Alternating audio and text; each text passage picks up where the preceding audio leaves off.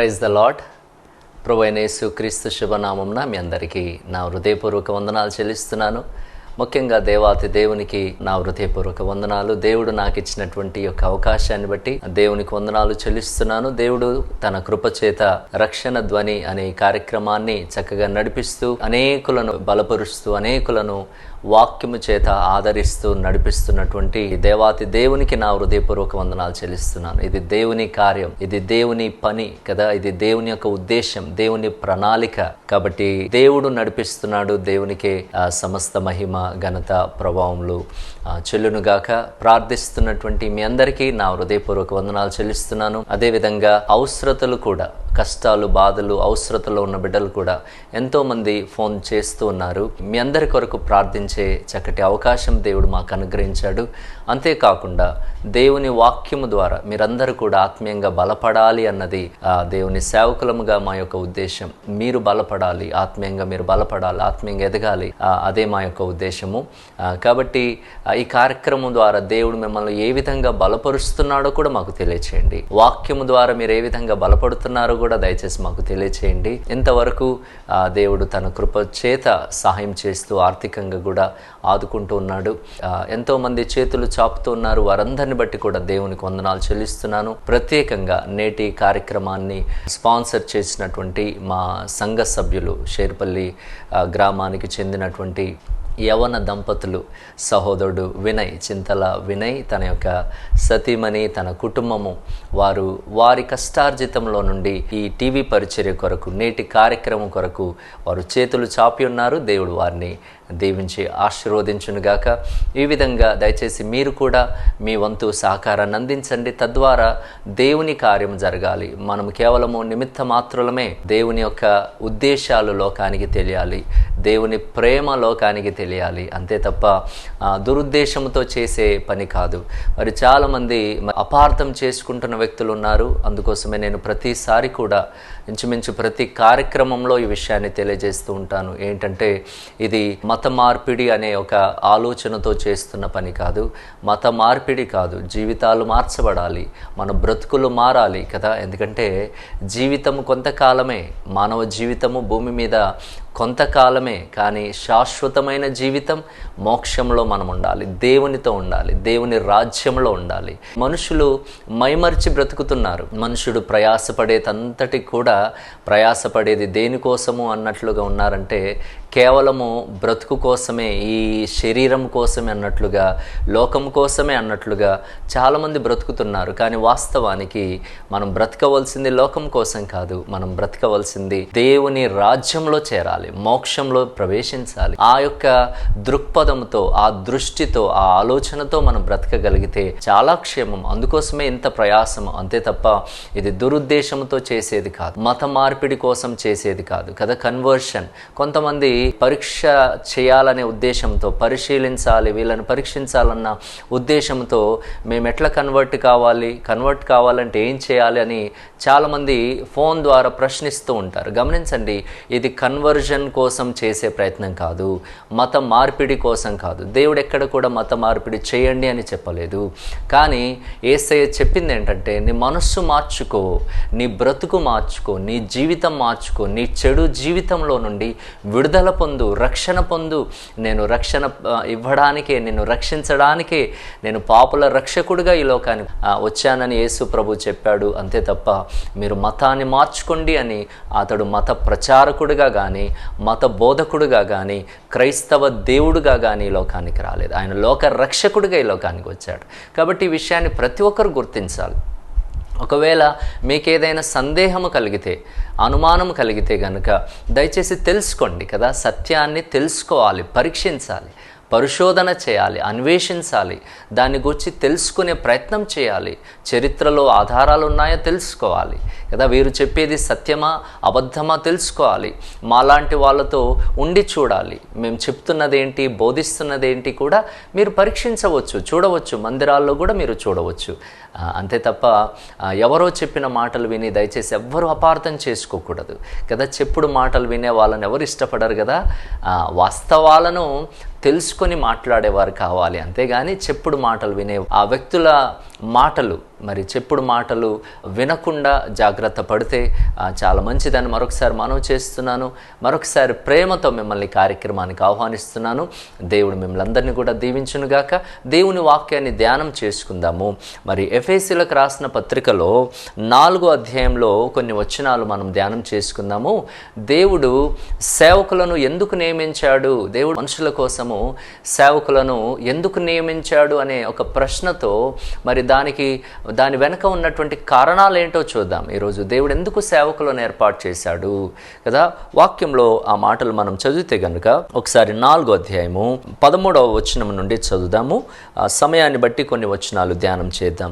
పరిశుద్ధులు సంపూర్ణులగునట్లు క్రీస్తు శరీరము క్షేమాభివృద్ధి చెందుటకును పరిచర్య ధర్మము జరుగుటకును ఆయన కొందరిని అపోస్తలులను గాను, కొందరిని ప్రవక్తలను గాను, కొందరిని స్వార్థికులను గాను, కొందరిని కాపరులను గాను, ఉపదేశకులను గాను నియమించెను. ఎవరు నియమించారు? ఇది దేవుడు నియమించాడు. దేవుడు సేవకులను ఎందుకు నియమించాడు? 5 రకాలైనటువంటి వ్యక్తులను దేవుడు లోకము కోసము నియమించాడని వాక్యంలో చూస్తున్నాం. కొందరిని మరి అపోస్తలులుగా దేవుడు నియమించాడు. అపోస్తలులు యేసుక్రీస్తు కాలంలో ఉన్నటువంటి వ్యక్తులు, యేసును ముఖాముఖిగా చూసిన వారు, యేసు ద్వారా పంపబడిన వారిని అపోస్తలులు అంటారు కదా. గమనించండి, మరి అపోస్తలులుగా దేవుడు కొంతమందిని ఏర్పాటు చేశాడు. తర్వాత ప్రవక్తలు అనగా రాబోయే సంగతులను గూర్చి ముందుగా బయలుపరిచేవారు, దేవుని చేత ప్రేరేపితులై జరగబోయే సంగతులను గూర్చి పలికేవారు, బోధించేవారు. వారిని ప్రవక్తలు, ప్రాఫిట్స్ అంటాము. గ్రీకులో ప్రాఫిటేస్ అనే మాట వ్రాయబడింది. గమనించండి, కొంతమందిని అపోస్తలుగాను, తర్వాత ప్రవక్తలను గాను, అంతేకాకుండా కొందరిని సువార్థికులను గాను, సువార్థికులు ఎవాంజలిస్ట్ అంటారు. సువార్థికులు అనగా అనేక ప్రాంతాలకు వెళ్ళి సువార్తను, మంచి వార్త, దుర్వార్త కాదు, లేని వార్త కాదు, పుట్టించి మాట్లాడే మాటలు కాదు, సువార్తను బోధించే సువార్థికులు కదా. మరి ఎంతోమంది ఆ విధంగా సువార్థికులను దేవుడు ఏర్పాటు చేసుకున్నాడు. మరి కొందరిని కాపరులను గాను కదా, కాపరులుగా అనగా పాస్టర్స్ని దేవుడు ఏర్పాటు చేసుకున్నాడు. సంఘ కాపరులు, ఒక సంఘానికి పరిమితమై ఆ సంఘాన్ని చక్కగా కాచేవారు. ఆ మందకు మరి కాపరులుగా దేవుడు కొంతమందిని కాపరులుగా ఏర్పాటు చేసుకున్నాడు. అంతేకాకుండా కొంతమందినేమో ఉపదేశకులను గాను నియమించాను. ఉపదేశకులు అనగా టీచర్స్. ఈ 5 రకాలైనటువంటి వ్యక్తులను దేవుడు మన కోసం నియమించాడు అని వాక్యంలో చూస్తాం కదా. వారు నియమింపబడిన వారు, వాళ్ళు తమంతట తాము వచ్చిన వారు కాదు. గమనించండి దేవుని బిడ్డలారా, ఈరోజు సేవకులను దేవుడు ఎందుకు ఏర్పాటు చేశాడు, పాస్టర్లను ఎందుకు ఏర్పాటు చేశాడు? ఇదేదో మరి స్కామ్ అని ఎవరు కూడా భావించకూడదు. ఇదేదో మోసపూరితంగా జరుగుతున్నటువంటి కార్యము అని ఎవరు కూడా తలంచకూడదు. సేవకులు, పాస్టర్స్ వీళ్ళందరూ కూడా రహస్యంగా అనేకులను మార్చేసే పనిలో ఉన్నారు అని ఎవరు తలంచకూడదు. దేవుని బిడ్డలారా, దయచేసి గమనించండి, దేవుడు సేవకులను ఎందుకు ఏర్పాటు చేశాడు అన్నది మనం 3 కారణాలు ఇక్కడ వ్రాయబడ్డాయి. నిజమే, దేవుని చేత నియమింపబడిన వారు. అందుకోసమే మరి ఎంతోమంది స్వార్థికులు, మిషనరీస్ కదా, మరి మన దేశాన్ని కూడా వచ్చి మరి సేవనందించిన వారు ఉన్నారు, వైద్య సేవనందించిన వారు ఉన్నారు. కుష్ఠరోగులకు, తర్వాత క్యాన్సర్ పేషెంట్స్కి, అటువంటి వాళ్ళను వారికి వైద్యం అందించి వారి గాయాలను కట్టి ఆ విధంగా గొప్ప గొప్ప వ్యక్తులు కదా. మదర్ తెరీసా లాంటి వారు మన దేశానికి, మన దేశమే కాదు ప్రపంచ దేశాలకు వారు వెళ్ళారు. సువార్థికులుగా, మిషనరీస్గా వైద్య సేవ, విద్యను కూడా అందించారు. ఆ విధంగా వాళ్ళను ఒక సరి అయినటువంటి మార్గంలో, మంచి మార్గంలో, చెడుతనంలో నుండి, అసత్యములో నుండి సత్యములోనికి, సన్మార్గంలోనికి, మోక్షానికి వెళ్ళే మార్గంలోనికి నడిపించారు సేవకులు దేవుని చేత నియమింపబడిన వారు. గమనించండి, కడుపు కోసం చేస్తున్నటువంటి సేవకులు కాదు, జీవనోపాధిగా మరి సేవనెంచుకున్న వారు కాదు. గమనించండి, నేను కూడా ఒకప్పుడు సెక్యులర్గా బ్రతికిన వాడనే, లోకానుసారంగా బ్రతికిన వాడనే, లోకరీతిగా చదువుకున్న వాడను. నాకు కూడా సర్టిఫికెట్స్ అన్నీ ఉన్నాయి, గవర్నమెంట్ సర్టిఫికెట్స్. కానీ గమనించండి, అన్నిటినీ ప్రక్కన పెట్టి ఎందుకు మరి దేవుని సేవ కోసం రావడం జరిగింది అంటే, దేవుడు నన్ను నియమించుకున్నాడు, దేవుడు నన్ను పిలిచాడు. ఎందుకంటే నేను పొందుకున్న మేలు నేను 10 మందికి పంచాలి. నేను పొందుకున్నటువంటి సహాయము ఇతరులకు అందించాలి, నిన్ను వల్లే నీ పొరుగు వారిని ప్రేమించాలి. అదే కదా ప్రభు బోధించింది. గమనించండి దేవుని బిడ్డలారా, దీని వెనక దురుద్దేశం లేదు అన్నది ప్రతి ఒక్కరూ గుర్తించాలి. క్రైస్తవేతరులైన సత్యాన్ని గమనించాలి. దేవుడు సేవకులను ఎందుకు ఏర్పాటు చేశాడు? ఇక్కడ 3 కారణాలు చూద్దాము. నేను క్లుప్తంగా త్వరగా చెప్పి ముగించేస్తాను. ఇక్కడ మొట్టమొదటి కారణం, ఎందుకు దేవుడు వారిని నియమించాడటంటే పరిశుద్ధులు సంపూర్ణులగునట్లు అన్నాడు. పరిశుద్ధులుగా మార్చబడిన వారు, పరిశుద్ధులుగా తీర్చబడిన వారు ఇంకా సంపూర్ణులుగా మార్చబడాలి. ఇది ఒక్కరోజు జరిగే చర్య కాదు. ఒక్కరోజు మనం పరిశుద్ధులంగా మార్చబడం. నిజమే, దేవుడు యేసు ప్రభుల వారు ఆయన ఈ లోకానికి మానవుడిగా వచ్చి మనందరి కొరకై ఆయన పాపం లేని వాడుగా జన్మించి పాపం లేని జీవితాన్ని జీవించి కదా మన కోసమై ఒక దోషిగా ఆయన శిలువ మీద మరణించి, ఆయన నిర్దోషి, ఆయనలో ఏ దోషం లేదు, ఏ నేరం లేదు, కానీ మన స్థానంలో ఆయన చనిపోయాడు. ఒక దోషిగా, ఒక పాపిగా ఆయన చనిపోయాడు. తన యొక్క పవిత్రమైనటువంటి రక్తాన్ని మన కొరకు కార్చాడు. ఆయన చనిపోయి సమాధి చేయబడి 3 దినముల తర్వాత తిరిగి లేచి, ఆయన మాటిచ్చిన ప్రకారం, లేఖనముల ప్రకారం ఆయన తిరిగి లేచి, ఆయన ఆరోహణమై వెళ్ళిపోయిన దేవుడు ఆయన మనకిచ్చినది ఏంటంటే పరిశుద్ధత. పాపంలో నుండి విడుదల పొంది పరిశుద్ధతను దేవుడిచ్చాడు. ఎందుకు పరిశుద్ధత అంటే, పరిశుద్ధత అనేది ఒకే ఒక అర్హత, మోక్షానికి వెళ్ళడానికి కావలసిన ఒక ప్రధానమైనటువంటి మొదటి అర్హత ఏంటంటే holiness, sanctification, set a part అంటారు. ప్రత్యేకించబడి పరిశుద్ధంగా బ్రతకడం. ఇది దేవుడు మనకిచ్చినటువంటి కార్యం, చేసిన కార్యం కదా. గమనించండి, పరిశుద్ధులు ఇంకేమవ్వాలి అంటే పరిపూర్ణులు అవ్వాలి, పర్ఫెక్షన్లోనికి రావాలి. ఒక్కరోజు పరిశుద్ధత రాదు కదా. గమనించండి, మరి నిజమే దేవుణ్ణి తెలుసుకున్నాము, దేవుడు మనల్ని పాపులు అని పిలవకుండా పరిశుద్ధులు అనే ఆ టైటిల్, ఆ గుర్తింపు దేవుడు మనకిచ్చాడు. కానీ ఒక్క రోజులో మనం పరిశుద్ధులంగా తీర్చబడగలమా? ఎన్నో బలహీనతలు మనలో ఉంటాయి. కాబట్టి ఏం చేయబడాలి అంటే వాక్యము చేత, వాక్యం అనే ఉదకము చేత మన ప్రతి పాపమును కడుక్కుంటూ ఉండాలి. దాన్ని ఏమంటారు అంటే ప్రోగ్రెసివ్ శాంక్టిఫికేషన్ అంటారు. మొదటిదేమో కదా మనం ప్రభువును తెలుసుకున్న నాడు ప్రభు మనకిచ్చినది పొజిషనల్ శాంక్టిఫికేషన్ అంటారు. తర్వాత దినదినము కదా దినదిన చర్యగా మనము కదా పరిశుద్ధతలోనికి మార్చబడుతూ, పరిశుద్ధంగా మార్చబడుతూ, ఒకరోజు క్రీస్తును కలుసుకున్నప్పుడు, ఆయన ముందు నిలబడ్డప్పుడు, ఆయన రాజ్యంలో నిలబడినప్పుడు మనము ఏ విధంగా ఉండాలి అంటే క్రీస్తు వలె కనబడాలి. దాన్ని ఏమంటారంటే పర్ఫెక్ట్ శాంక్టిఫికేషన్, అల్టిమేట్ శాంక్టిఫికేషన్ అంటారు, పరిశుద్ధత. గమనించండి దేవుని బిడ్డలారా, ఇది దైవ ఉద్దేశం. దేవుని సేవకులను దేవుడు ఎందుకు నియమించాడు అన్న కారణం నేను మీకు చెప్తున్నాను. పరిశుద్ధులు సంపూర్ణులు కావాలి. ఎంత సంపూర్ణులు కావాలి అంటే ఆ పై వచనాల్లో చదివితే గనక ఒకసారి ఆ మాట చదువుదాం. 11, 12 వచనాలు. మనమందరము విశ్వాస విషయంలోను, ఏ విషయాల్లోనూ చెప్తున్నాడు, విశ్వాస విషయంలోను దేవుని కుమారుని గూర్చిన జ్ఞాన విషయంలోను ఏకత్వము పొంది సంపూర్ణ పురుషుల మగు వరకు, అనగా క్రీస్తునకు కలిగిన సంపూర్ణతకు సమానమైన సంపూర్ణత కలవారమగు వరకు ఆయన ఈలాగు నియమించెను. క్రీస్తునకు కలిగిన సంపూర్ణత, ఆయన ఎంత సంపూర్ణుడో మనకు అటువంటి సంపూర్ణత కలగాలి అన్నది ఆయన ఉద్దేశం. నిజమే, మనలో కనబడవలసింది క్రీస్తు, మనము లోకానికి కనపరచవలసింది క్రీస్తును. దైవ బిడ్డలారా, దయచేసి గమనించండి. నిజమే, ఈనాడు ఎంతో మంది సేవకులు చేస్తుంది అదే కదమ్మా. ఎంతో మంది సువార్థికులు, మిషనరీస్ వాళ్ళ జీవితాలను త్యాగం చేసి క్రీస్తులాగా లోకానికి ప్రేమను అందించారు, క్రీస్తులాగా లోకానికి ప్రాణాలను త్యాగం చేశారు, ప్రాణాలను పణంగా పెట్టారు వాళ్ళు. గమనించండి, ఎంతో మంది ఆ విధంగా. గ్రహాం స్టెయిన్స్ ఒరిస్సాలో తన ఇద్దరు కుమారులు కూడా గమనించండి, మరి ప్రజలకు సేవ చేసే ఆ పనిలో భాగంగా భయంకరమైనటువంటి ఆ మరణాన్ని వాళ్ళు చవి చూడడం జరిగింది. భయంకరంగా కాల్చబడ్డారు. ఈ విధంగా ఎంతో మంది ప్రాణాలను పణంగా పెట్టారు యేసు క్రీస్తు వలె. గమనించండి, ఇది తప్పు చేసి చావడం కాదు, తప్పు చేసి మరణించడం కాదు. యేసు ప్రభుల వారు తప్పు చేసి మరణించాడా? పాపం చేసి మరణించాడా? నేటికి కూడా క్రీస్తులో ఏ పాపము మరి లోకము కనిపెట్టలేకపోయింది కదా, కనుగొనలేకపోయింది కదా. ఆయనే అంటాడు, నాలో పాపము కలదని మీలో ఎవడు నిరూపించగలడు? గమనించండి దేవుని బిడ్డలారా, అందుకోసమే ప్రభువు సేవకులను నియమించాడు కదా, సువార్థికులను, కాపరులను, ఉపదేశకులను, టీచర్స్ కదా, ఎన్నో విషయాలను బోధిస్తున్నారు. ఈరోజు దేవుడు నీ కోసం ఇంతమందిని నియమించినప్పుడు నీలో ఏముండాలి అంటే నీవు మరి సంపూర్ణతలోనికి, పర్ఫెక్షన్లోనికి రావాలి. కొన్నిసార్లు మాట్లాడుతూ ఉంటాం, అంత అవసరమా, ఇంత అవసరమా, ఇంత చేయాలా, ఇంత భక్తి అవసరమా, ఇంత ప్రార్థన అవసరమా, ఇంత అవసరమా అనుకునే వాళ్ళు ఉంటారు. గమనించండి, ఖచ్చితంగా అవసరం. ఎంత అవసరం అంటే క్రీస్తు లాంటి పర్ఫెక్షన్, క్రీస్తు లాంటి సంపూర్ణత మనలో కనబడాలి.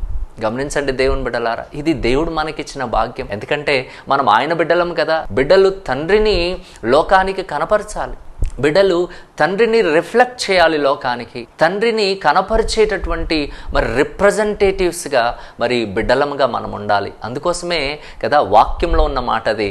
గమనించండి, మీరు కదా పరిశుద్ధులు ఏమవ్వాలి, సంపూర్ణులు అవ్వాలి. అందుకోసమే ఒకసారి ఆ మాట కిందికి చదివితే గనుక 14 వచ్చిన, అందువలన మనం ఇక మీదట పసిపిల్లలమై ఉండి మనుషుల మాయోపాయముల చేత వంచనతోనూ తప్పు మార్గమునకు లాగు కుయుక్తితోనూ గాలికి కొట్టుకొని పోవునట్లు కల్పింపబడిన ప్రతి ఉపదేశమునకు ఇటు అటు కొట్టుకొని పోవచ్చు, అలల చేత ఎగురగొట్టబడిన వారమైనట్లుండక ఎట్లుండాలి మరి, ప్రేమ కలిగి సత్యము చెప్పుచు క్రీస్తు వలె ఉండుటకు మనం అన్ని విషయంలో ఎదుగుదము. ఎవరిలాగా ఉండుటకు? క్రీస్తులాగా ఉండుటకు అన్ని విషయంలో ఎదుగుదము అంటాడు భక్తుడు. గమనించండి, ఏ విధంగా క్రీస్తులాగా ఉండుటకు? ప్రేమ కలిగి సత్యము చెప్పుచు కదా, ప్రేమ కలిగి. యేసయ్య నేర్పించినదే ప్రేమ. ఆయన ప్రేమయ్య ఉన్నాడు. God is love. దేవుడు ప్రేమాస్వరూపి కదా, ఆయన ప్రేమయ్య ఉన్నాడు. క్రీస్తు ప్రేమ అంటే ఏమిటో లోకానికి చూపించాడు. ప్రేమ అనేది మాటలతో పలికేది కాదు. ప్రేమ అంటే కేవలం మాటలకే పరిమితమయ్యేది కాదు. ప్రేమ క్రియల్లో కనపరచవలసింది. నేను లోకాన్ని ప్రేమిస్తున్నాను అని మాటలతో కనపరచలేదు, కానీ తన ప్రాణాన్ని ఇవ్వడం ద్వారా. ఎంత ప్రేమిస్తున్నాను నేను మిమ్మల్ని అంటే ప్రాణం పెట్టేటంతగా నేను మిమ్మల్ని ప్రేమిస్తున్నాను. ఇదిగో నా ప్రాణాన్ని కూడా లెక్క చేయడం లేదు, నా ఆకలిని లెక్క చేయడం లేదు, నా గాయాలను లెక్క చేయడం లేదు, కొరడా దెబ్బలను నేను లెక్క చేయడం లేదు, రక్తమంతా కారుతున్న ఆ విషయాన్ని నేను లెక్క చేయడం లేదు. మనుషులు అనవసరంగా నన్ను దూషిస్తున్నారు, ఉమ్ముతున్నారు, కొడుతున్నారు, గుద్దుతున్నారు, కానీ నేను లెక్క చేయడం లేదు.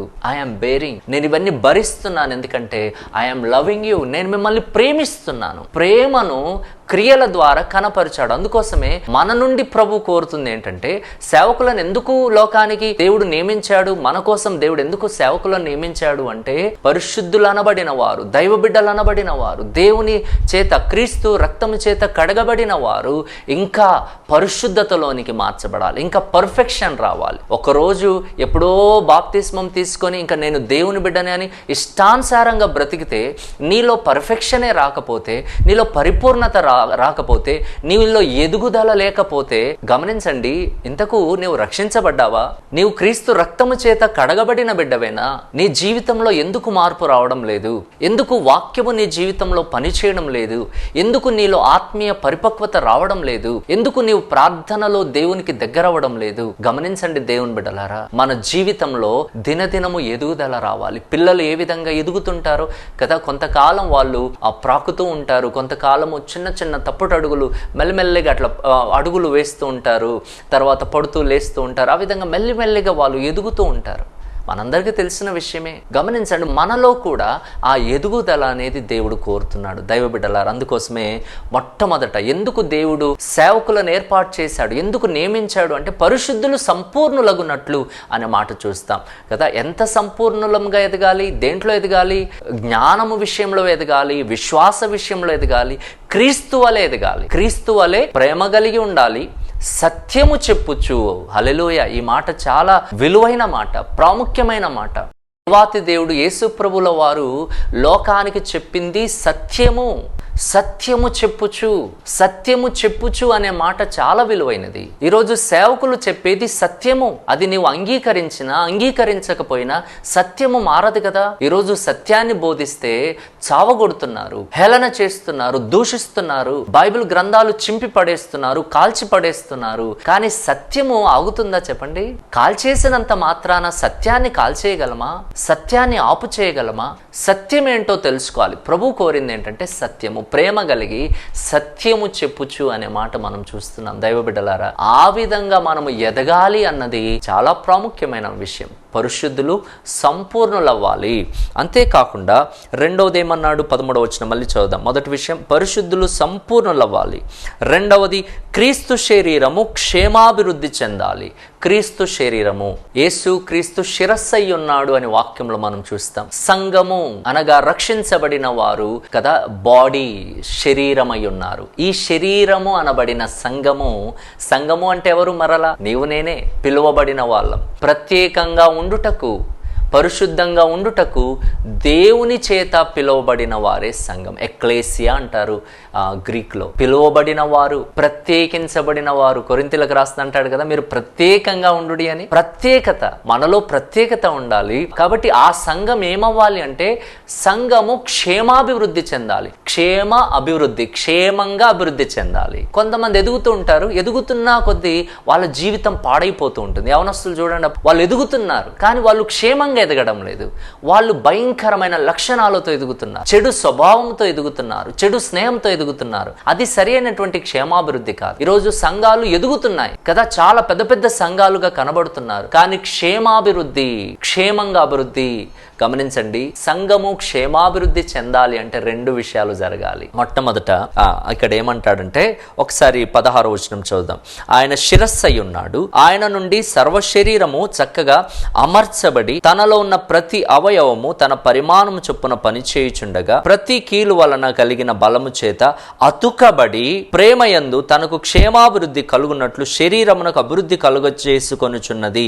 ఇక్కడ ప్రతి కీలు వలన కలిగిన బలము చేత అతుకబడి, దేవునితో అంటు కట్టబడి ఉండాలి. ఇప్పుడు అవయవాలు ఉన్నాయి, అవయవాలు ఈ దేహానికి అంటు కట్టబడి, అతుకబడి ఉంటేనే కదా ఇవి పని చేస్తాయి కదా. గమనించండి, ఒక్క అవయవము దేహము నుండి వేరైపోతే అది క్షణాలు, దాంట్లో జీవం ఉండదు ఇంకంతే. అందుకోసమే 15వ అధ్యాయం యోహాను సువార్తలో కూడా అంటాడు కదా, నాకు వేరుగా ఉండి మీరు ఏమీ చేయలేరు అని కదా.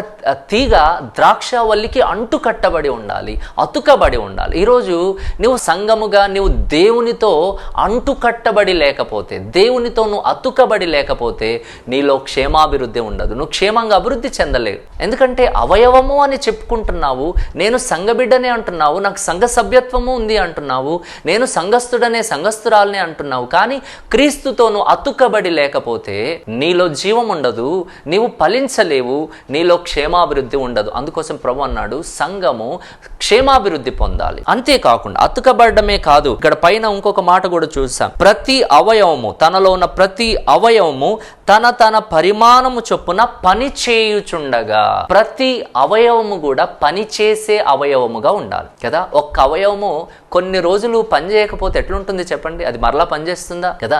పడక మీద ఉంటే గనక కొన్ని రోజులు నువ్వు చేతులు ఆడించకపోతే, చేతులు పని చేయకపోతే మళ్ళీ చేతులు లేస్తాయా? గమనించండి, అప్పుడప్పుడు చేతుకు సెలైన్ పెడుతూ ఉంటారు. ఆ క్యాన్యులా ఉన్నన్ని రోజులు కదా ఆ వ్రేళ్ళు పని చేయనట్లుగానే కనబడుతుంటాయి. ఇది ఒక రకంగా మొద్దుబారినట్లుగా అనిపిస్తూ ఉంటుంది, ఆ స్పర్శ కోల్పోయినట్లుగా అనిపిస్తుంది. కొన్ని రోజులకే, ఒక 3-4 డేస్లోనే వ్రేళ్ళు పని చేయలేని విధంగా కనబడుతూ ఉంటాయి. గమనించండి, అంటే ప్రతి అవయవము కూడా పని చేసేదిగా ఉండాలి. ఎట్లా పని చేయాలి? అక్కడ వాక్యంలో ఉంది కదా, తన పరిమాణము చొప్పున పని చేయాలి, నీ స్తోమత చొప్పున నువ్వు పని చేయాలి. అందుకోసమే దేవుడు సేవకులను ఏర్పాటు చేశాడు. గమనించండి, సంఘము క్షేమాభివృద్ధి కొరకు, సంఘము క్షేమంగా ఎదుగుట కొరకు దేవుడు సేవకులను ఏర్పాటు చేశాడు కదా. కొంతమంది బాధ్యత రహితంగా ప్రవర్తించే వాళ్ళు ఉంటారు. వాక్యాన్ని వింటున్నా నా ప్రియ సహోదరి సహోదరులారా, దేవుడు నీకోసమే కదా సేవకులను ఏర్పాటు చేసింది. సేవకులు వారి కడుపు కోసమై, వాళ్ళ యొక్క బ్రతుకు తెరువు కోసమై చేసే పని కాదమ్మా. సేవకులు దేవుని చేత నియమింపబడిన వారు, వారు దేవుని పిలుపుకు తల వంచిన వారు. ఉద్యోగాలను వదిలిపెట్టుకొని, వాళ్ళకున్నటువంటి ఆస్తిపాస్తులను వదిలిపెట్టుకొని, కుటుంబాలను వదిలిపెట్టుకొని, ఎంతమంది లేరు చెప్పండి సేవకులు, మిషనరీస్ ఎంతమంది వాళ్ళ సొంత దేశాలను, వాళ్ళ సొంత ప్రజల్ని, వాళ్ళకున్న సమస్తాన్ని వదిలిపెట్టుకొని వచ్చిన వారు ఉన్నారు. మన దేశాన్ని కూడా వచ్చిన వారు ఉన్నారు. విలియం కేరీ తన దేశాన్ని వదిలిపెట్టుకొని భయంకరమైనటువంటి పరిస్థితిలో తన భార్యను కోల్పోయి, తన చేతులారా తన బిడ్డను కోల్పోయి కూడా తాను ఈ లోకానికి వచ్చి పరిచర్య అందించి బైబిల్ తర్జుమా చేసి లోకానికి తెలుగు ప్రజలకు మరెంతోగానో సేవ చేశాడు. గమనించండి దేవుని బిడ్డలారా, నేను ఎందుకు ఈ మాటలు చెప్తున్నానంటే సేవకులను నియమించడంలో దేవుడు కలిగి ఉన్న ఉద్దేశం మొట్టమొదట పరిశుద్ధులు సంపూర్ణులవ్వాలి, రెండవది క్రీస్తు శరీరము క్షేమాభివృద్ధి చెందాలి, మూడవది ఏమంటాడంటే మరలా 13వ వచనంలో పరిశుద్ధులు సంపూర్ణులగునట్లు క్రీస్తు శరీరము క్షేమాభివృద్ధి చెందుటకును తర్వాత పరిచర్య ధర్మము జరుగుటకును. హల్లెలూయా. పరిచర్య ధర్మము జరగాలి. ఇదంతా కూడా పరిచర్యలో భాగము కదా. సంఘము, సంఘ పరిచర్య, రక్షణ కార్యము, సువార్థీకరణ, ఆత్మల రక్షణ, నశించిపోతున్న ఆత్మలకు సువార్త మరి చేరవేయడము, ఇదంతా కూడా మరి సంఘ పరిచర్య, మందిర పరిచర్య కదా. పరిచర్య ధర్మము జరగాలి. ఈరోజు పరిచర్య 4 గోడలకు పరిమితం అయిపోయింది. సంఘాలలో పరిచర్య ధర్మము జరగడం లేదు, సువార్థీకరణ జరగడం లేదు. ఎవరి స్వార్థము వారికి, ఎవరి జీవితం వాళ్ళకు అన్నట్లుగా ఉన్నారు. గమనించండి, పరిచర్య ధర్మము జరగాలి. హిజ్కియా కాలంలోనంట కదా చక్కగా మందిర పరిచర్య చక్కగా జరిగింది అని 2వ దినవృత్తాంత గ్రంథంలో 31వ అధ్యాయము 20వ వచనంలో మనం ఆ మాట చూస్తాం కదా. దేవుని ఆశ్రయించుటకై దేవుని మందిర సేవ విషయమందేమి, ధర్మశాస్త్ర విషయమందేమి, ధర్మమంతటి విషయమందేమి తాను ఆరంభించిన ప్రతి పని అతడు హృదయపూర్వకంగా జరిగించి వర్ధిల్లెను. హల్లెలూయా. హిజ్కియా తన సమయంలో కదా మందిర పరిచర్య చక్కగా జరిగించాడు, దేవుని పరిచర్య చక్కగా జరిగించాడు. దేవుని ఉద్దేశం అది మందిర పరిచర్య కదా. మందిర పరిచర్య ఎట్లా జరగాలి? పరిచర్య ధర్మము జరుగుటకు, సువార్త పరిచర్య, మందిర పరిచర్య కదా, ఇవన్నీ కూడా క్రమంగా జరగాలి. తద్వారా నశించున్నటువంటి ఆత్మలు రక్షణ పొందాలి, చెడు జీవితంలో నుండి వారు విడుదల పొందాలి. ఇదంతా కూడా దేవుని యొక్క ప్రణాళిక. అంతేగాని నేను అదే చెప్తున్నాను, సేవకులు చేస్తున్న పని కాదు. వాళ్ళ వెనకేదో దురుద్దేశము, మత మార్పిడి, లేకపోతే మత బోధ, ఇవన్నీ కాదు. దేవుని బిడ్డలారా, ఆత్మల రక్షణ అనే ప్రక్రియ, ప్రజలను మోక్షానికి చేర్చాలనే ప్రక్రియ, ప్రజలు నరకాన్ని తప్పించుకోవాలి అన్నది దేవుని యొక్క ఉద్దేశం. దాంట్లో భాగంగానే సేవకులను దేవుడు పంపించాడు. ఈరోజు సేవకులను తృణీకరిస్తావా? సేవకుల మాటలు లెక్క చేయకుండా ఉంటావా? ఒక రోజు రాబోతుంది, అయ్యో నేను బోధకుల మాట వినలేకపోయాను, నేను ఉపదేశకుల మాటను నేను ఎందుకు త్రోసివేశానని. సామెతల గ్రంథంలో ఆ మాట చాలా చక్కగా 5వ అధ్యాయం 12వ వచనం 13వ వచనంలో ఉంది. నేను ఉపదేశకుల మాట వినలేదు, బోధకుల మాట వినలేదు, సేవకుల మాట వినలేదు. ఈరోజు చాలా మంది అటువంటి వారు ఉన్నారు. వద్దు దైవ బిడ్డలారా, దేవుడు నీ కోసమే మన కోసమే సేవకులను ఏర్పాటు చేశాడు. కాబట్టి నీవు సంపూర్ణతలోనికి రావాలి, నువ్వు క్షేమాభివృద్ధి చెందాలి. అంతేకాకుండా నీ ద్వారా కూడా పరిచర్య ధర్మము జరగాలి అని దేవుని సేవకుడిగా మనం చేస్తూ, అట్టి దైవ ప్రణాళిక నీ ద్వారా, నా ద్వారా, మనందరి ద్వారా పూర్తి చేయబడాలని, సంపూర్తి చేయబడాలని దిన సేవకుడిగా ఆశిస్తూ అటువంటి దైవ కృప మనందరికీ దేవుడు దయచేయనుగాక. ఆమేన్. ప్రార్థన చేసుకుందాం. కన్న తండ్రి, కనికర స్వరూపి, వాక్యాన్ని విన్నటువంటి మా ప్రియులందరినీ కూడా బలపరచండి. ఒక మంచి నిర్ణయంతో, ఒక మంచి తీర్మానంతో, ఒక మంచి స్పష్టతతో దేవుడు మా కోసమే సేవకులను ఏర్పాటు చేశాడనే ఒక స్పష్టత ప్రతి వ్యక్తికి మీరు ప్రసాదించండి. లోకం అనుకుంటున్నట్లుగా, ఊహిస్తున్నట్లుగా, తలస్తున్నట్లుగా, వీరి వెనక ఏదో దురుద్దేశం ఉంది అని వాళ్ళు తలంచినట్లుగా ప్రభువా, ఇది నాయన తండ్రి సత్యబోధ అని ప్రభువా, సత్యమును గూర్చి, మీ ప్రేమను గూర్చి నాయన తండ్రి బోధించే బోధ అని ప్రతి ఒక్కరూ గుర్తించే కృపను ప్రసాదించమని వాక్యాన్ని విన్న బిడ్డలందరిని బట్టి వందనాలు చెల్లిస్తూ, బాధల్లో, అనారోగ్యంతో, నిరాశతో ఉంటున్నవారు, పడకల మీద ఉంటున్న బిడ్డలను మీరు ఆదుకొండయ్యా. మీ శక్తి చేత ముట్టండి, మీ శక్తి చేత బాగుపరచండి. మీరందరికీ ఉపకారివి, ఎవరిని చూస్తూ ఊరుకుండే దేవుడో కాదయ్యా. సహాయం చేయమని ప్రార్థిస్తూ దీన సేవకుడిగా చేస్తున్న ఈ మనవిని అంగీకరించమని మా రక్షకుడైన యేసుక్రీస్తు శక్తి కలిగిన నామములో ప్రార్థించి వేడుకుంటున్నాము తండ్రి. ఆమెన్. ఆమెన్. దేవుడు మీ అందరిని దీవించి ఆశీర్వదించును గాక. ఆమెన్. మీరు విన్న ఈ సందేశం ద్వారా మీరు పొందిన ఆత్మీయ అనుభూతిని మరియు మీ ప్రార్థన అవసరతలను మాతో పంచుకోగలరు.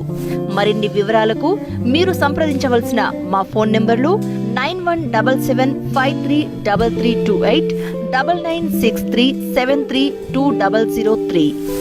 మా చిరునామా independent Baptist church, Narsingi, Medak జిల్లా, తెలంగాణ. మా ఆరాధనా సమయం ప్రతి ఆదివారం ఉదయం 9 గంటలకు. మా బైబిల్ కాలేజ్ వివరాలు: సిలోహ్ Baptist Bible college and seminary, Toopran. మా బైబిల్ కాలేజ్ గురించి మరిన్ని వివరములు తెలుసుకొనుటకు మమ్మల్ని సంప్రదించగలరు.